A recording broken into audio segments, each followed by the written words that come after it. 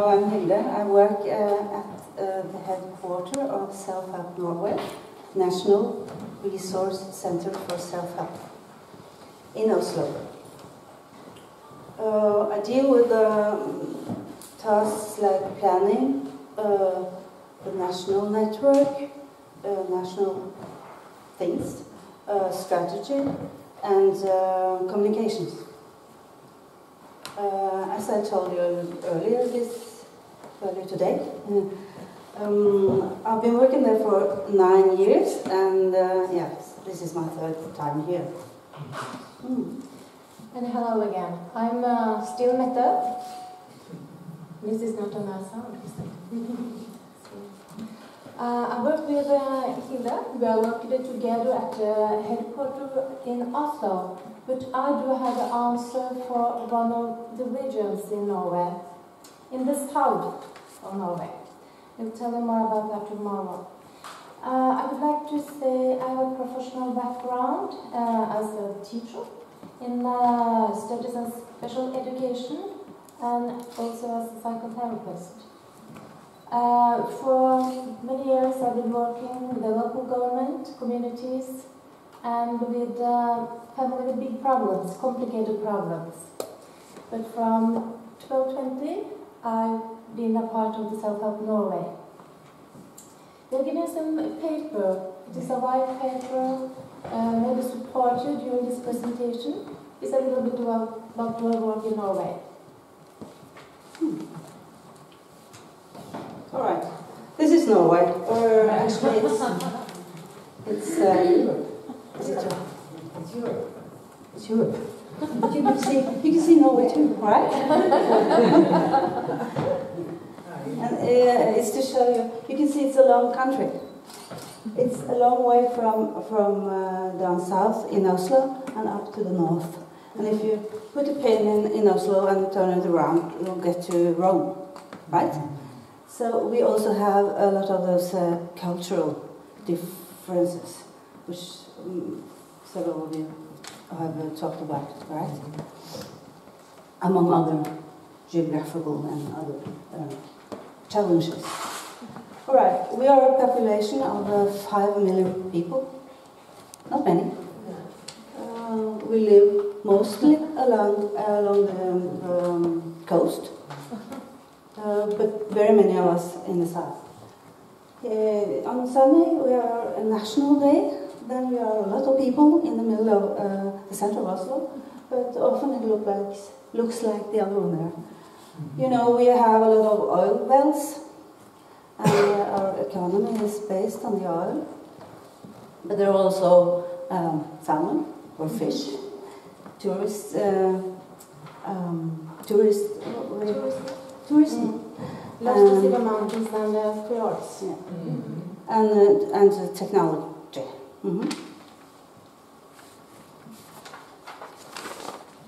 So, we have a low unemployment rate, which is increasing these days.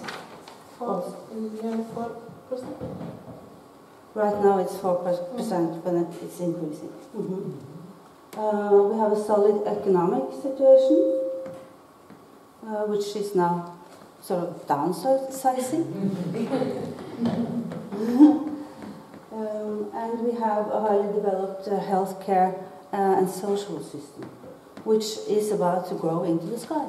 And it's a problem, it's going to be a problem economically, really. So despite our wealth, so-called wealth, we have some challenges also. There are increasing problems due to lifestyle problems or diseases, like heart diseases and diabetes and chronic diagnosis and so on. There are problems regarding alcohol and drugs addiction, and there are mental health problems. Especially amongst the youth, dropout problems in school, anxiety, depression, eating disorders, etc., etc. And we know that approximately 15% of the youth is in need of help from professionals right now. And we are also expecting people in general, or half of us, 50% of us, will experience depression sometime during our life. Because it's so dark. Because it's so dark. Oh, it's not dark now, Jørgen, you must know that. During summertime. This picture is worrying, and we do need some new tools to handle the situation. There is nearly a paradigm shift, we call it in Norway, both from the politicians and from professionals in the field. They are now focusing on public health, including prevention and rehabilitation. I'm looking towards Hilde when I'm saying this one. Prevention and rehabilitation is the focus now in Norway, rather than diseases and treatment. Jørgen, you called it self-help friendly in Germany. I believe it's the same situation in Norway now. So we need new tools, and as we know, self-help activities is one way to deal with these challenges. We all know that self-help, with its empowerment and recovery, and I do say hope. We don't talk so much about hope. Thinking is one way to bring better mastering of life. Some history line. We have a long history of self-help in Norway also. But in 2006, we established the National Resource Center. And it was anchored in a public health plan from 2003. And we had the National Plan for Self-Help, which is quite special. So this is sort of an illustration of the development over time. We used this last time we were together too. And you can see on the left-hand side there, 2006, the Self-Help Norway was founded or established. And we have a link, one link to. Link is short for learning, information, knowledge. What is it? Communication. Communication. Kunnskap. Knowledge. Knowledge. Thank you. Which is sort of a meeting place for people who would like to join a self-help group, and they do some informational work and so on. Mm-hmm. And the years passed, and now we are a headquarter in Oslo. We have 7 regional offices. Mette is one of them, one person each in each office. We have 3 links, or there are 3 links, because we don't own them. We cooperate with them. They are financed locally in different ways. And there are 100 contact points. We call them contact points. There are maybe nearly a clearinghouse. We're not sure about the definition, so it's a nearly. Tell me more about this tomorrow. Yeah. We have also had some research during the last years. We haven't actually prepared a presentation of the results, mainly because it's quite difficult. Actually, there are some challenges with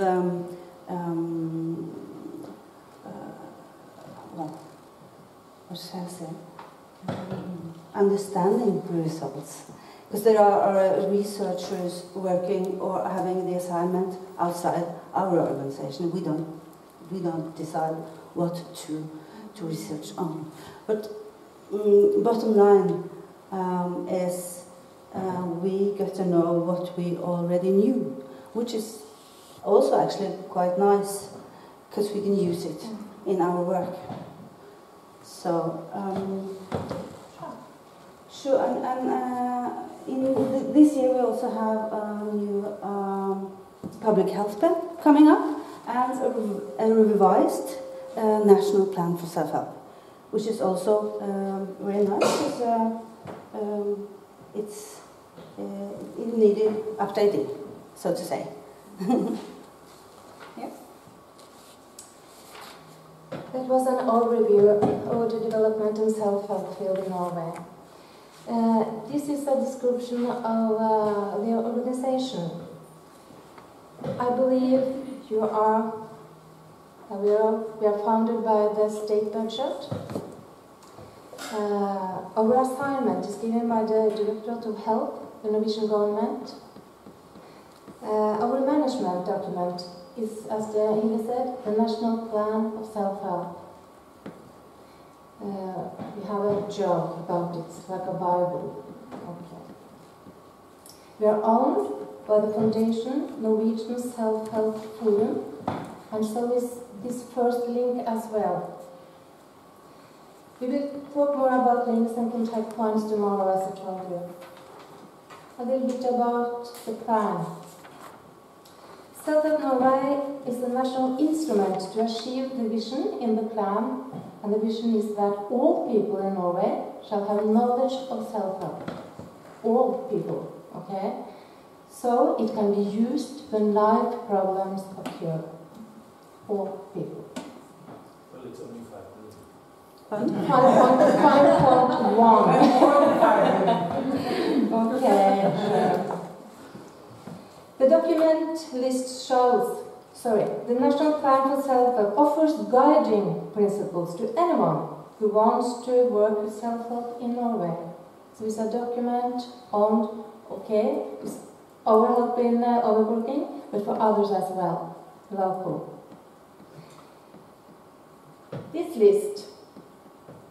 This document list shows some degree of success in getting self-help authorized in official documents.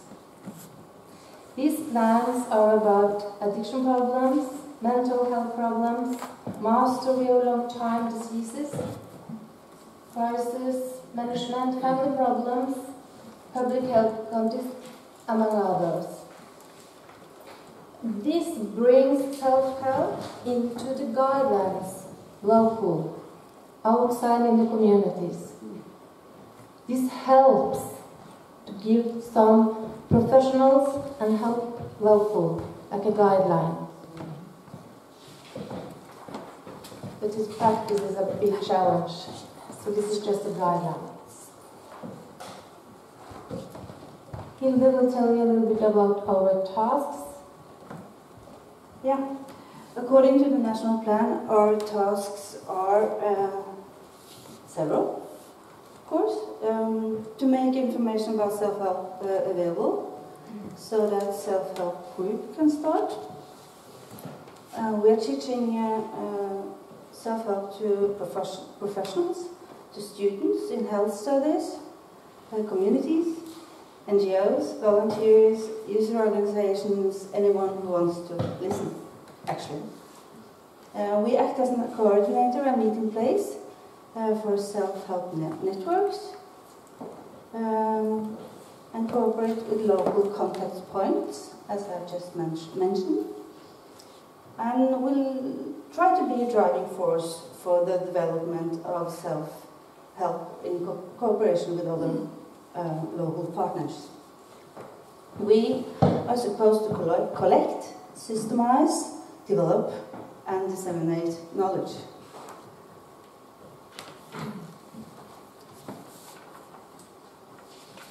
All right. This illustration shows how we work in the field. It tries to show. The self-help groups are and the self-help activities are performed in the communities by local collaborators. So we offer knowledge and support and help in establishing of self-help arenas done by the contact points and other collaborators. So we are a driving force, as I said, a motivator, a coordinator, almost like a midwife, giving help in the process, giving a helping hand in the process. So we do not start self-help groups. The contact points do, the links do, but we don't. We promote the help for them to get the work done, so to say, so to speak. The dotted line tries to show sort of a border between the local responsibility and our responsibility as a national resource center. So we provide information, knowledge, support, and they do the work. They inform locally and they start self-help groups. But I believe we are working together a long time before they rise and say, okay, we can fix it alone. So this border is like this. It's not spotted. Okay. Tomorrow we will talk more about how we are working towards the communities, how to promote working with the local, with the anchoring, and lots of work with the anchoring. To work in the field, anchoring, how to manage in local plans, how do professionals occur in the practice, anchoring, boundary, what do you say, that word? Agriculture. Anchoring, no? Forankring? No? Let us do implement. It's sort of implement. The locals to own implementation. Sure. Get it down, implementation out in the field, out in the communities. Anchoring, just like this. Own it. the self-help is the self-help idea is anchored also in all the plans we were mentioning and the health plan. So we talk more about work in the field tomorrow. But okay, we're open for some questions now. I have. I'm not you. I always have something to say. Now you talk about teaching self-help. What do you mean by teaching? It's courses. It's what for professional to students. What is the? By this I mean the basic, the ideas, the values, the method, principles. But in course in course, in seminars, in small groups, conferences, whatever. Okay. We are there for you. All kinds of content. Okay, bring us inside and we talk about it. Like a mission. Thank you. I would like to know how do you have many groups and do you know how long they last and how they support people? Have made any effectiveness evaluation, because Norway is on the top, we have thought, and no one has today told how long the groups are together and well, what are those people who just drop out and anything like that from any country? Perhaps you start. First of all, we do not have any numbers of total groups in Norway because we don't start them. Yes. What we do know is there were around 500 AA groups a couple of years ago. So there are numbers of that sort of groups. We meet many people who are joining groups or from the contact points or the links, but we don't have any number. And we do know that the groups usually go or work from 6 to 18 months. It's a normal period. Okay. 6 to 18, yes. It's rather well. We do collaborate. We do have close contact with the contact points, and they know, and they tell us how, like somebody says earlier, they tell us some about the culture. They tell us also something about what kind of groups. They tell us like a cancer group or mutual groups, or so we do have a picture of the situation. But I do like to say it's a part of the self-help not to count because of the privacy. So they want to go in a self-help group, okay, and we are not going after to ask, okay, how are you, how did it? No. So it's just a diffuse picture, and we would like it to be this way in Norway. Others?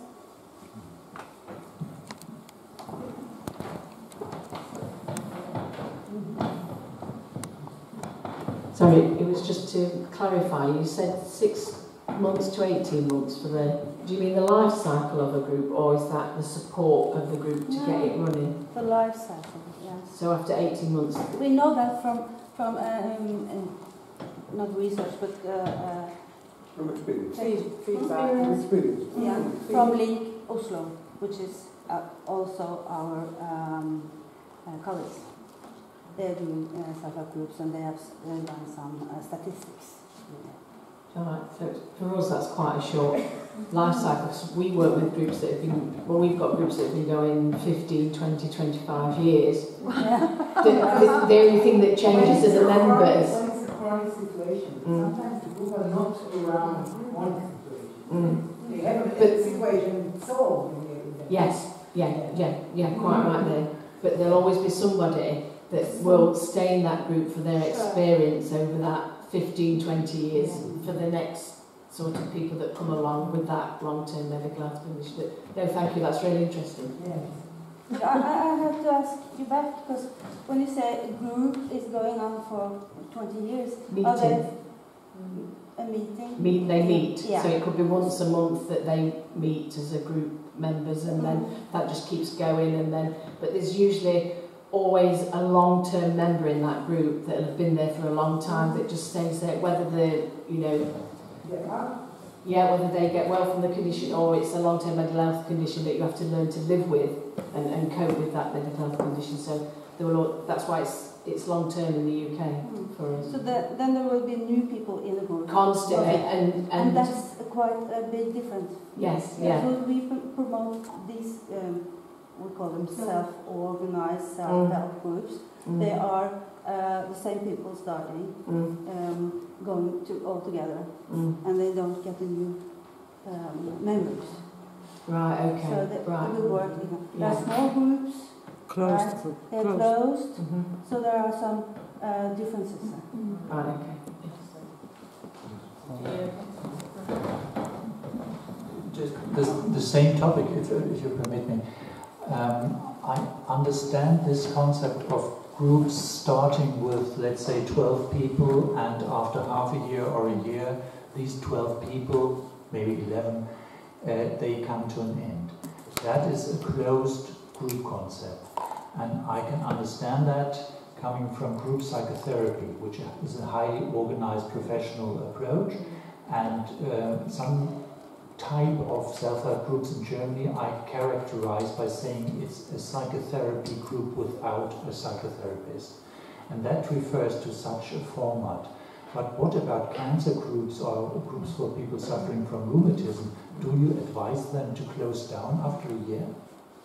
Actually, I know something about the cancer groups. There are an association for the breast cancer operated women, which I spoke with earlier, and they don't actually call themselves self-help groups, but sort of a group only, and they go on And they are first operated, and they meet each other in a group, and they go on for 4 to 6, 8 months, they tell me.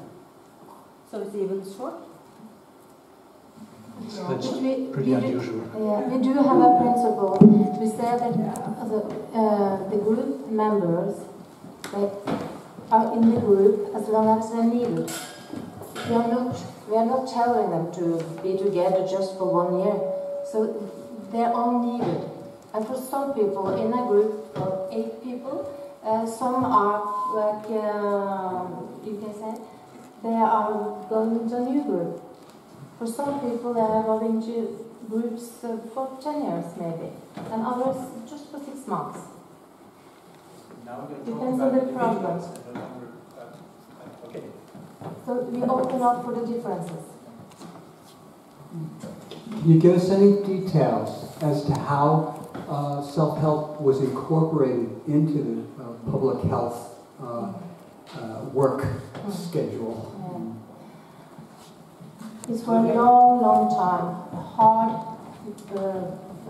battle in contracting politicians, persons who have this engagement, to have this energy for understanding. So it started long way ago, 20, 30 years ago. Hard work for few people in Norway, and it grew, stronger and stronger. The hard, long working. Yeah. I think also it's about identifying, someone said it very nicely earlier, identifying some enthusiasts inside the system. Ministry, the system, right? And using them like, I don't know, we can call it lobbying, but promoting information, knowledge, ideas of how this work can be done and developed over and over and over again. And then the self-help plan. It's really a small group of persons in Norway doing this. And some politicians took it into their hearts, and they've been there all the time. Yeah, that's right. And they are also looking for free sort of new ways to deal with health problems, you know, because it all costs money. So it's about saving money. We don't use that argument. It's some of the issue.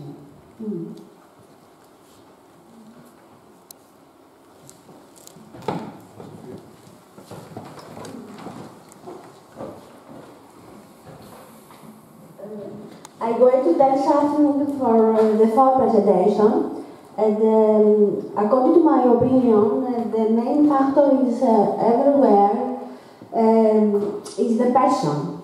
For example, a person with culture, person with psychosocial problem or social condition with change, values, opinions, desires, wishes, willingness, and the right to consume or to contribute. With knowledge about self-help and valuable and opportunity to use self-help group